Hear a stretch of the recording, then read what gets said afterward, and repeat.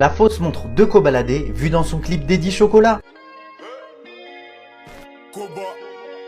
Déjà, nous pouvons voir qu'il a deux montres à ses poignets. La première est une Audemars Piguet Royal Oak sertie de diamant et la seconde est une Rolex Daytona en platine. Rien que sur cette photo, vous ne voyez pas quelque chose qui cloche. La couleur du cadran de la Daytona n'est pas censée être de cette couleur-là. La couleur de l'original est censée être bleu et non vert. Et je vous vois arriver tous ceux qui vont dire que c'est un filtre ou je ne sais pas quoi. Il se trouve que j'ai retrouvé une photo sur son Instagram il y a de cela quelques temps, qu'il a supprimé depuis d'ailleurs. Et comme vous pouvez le voir, la montre est bien verte, alors que ce n'est pas censé être vert. Rien que sur ça, c'est rédhibitoire. Cette montre, pour moi, est fausse. Question prix, l'original serait aux alentours des 150 000 € environ. Selon vous, est-ce que cette montre est fausse? Dites-moi tout ça dans les commentaires. La fausse montre de Maes, vue sur son Instagram. Il a récemment posté 2 stories sur son Instagram en réponse à Booba, de ce que j'ai cru comprendre. Malheureusement, selon moi, l'une des deux montres est fausse et je vais vous expliquer pourquoi. Sur la première story, nous pouvons voir une RM11-03. Pour moi, cette montre est vraie, mais sur la seconde, c'est censé être une RM11-03 également, mais rien ne va. En comparant les deux stories, nous pouvons voir les éléments qui ne vont pas sur la montre. Le premier point marquant est l'or de la montre qui est de piètre qualité. Je doute que ce soit réellement de l'or. Le second point sont les index qui sont beaucoup trop gros et grossiers et n'ont pas la même couleur. Il y a aussi le mouvement où l'on peut voir que ce n'est pas du tout le même, il n'y a pas la même profondeur et même les compteurs ne se ressemblent pas du tout. Et un point qui ne trompe pas est la date, on peut voir que ce n'est pas du tout la même police d'écriture. Pour l'original comptait environ 250 000 €. Je ne pense pas qu'il était au courant que la seconde montre était fausse. D'après vous, était-il au courant? Dites-moi tout ça dans les commentaires. La fausse montre Rolex de Marc Blatta vue sur l'une de ses stories Instagram.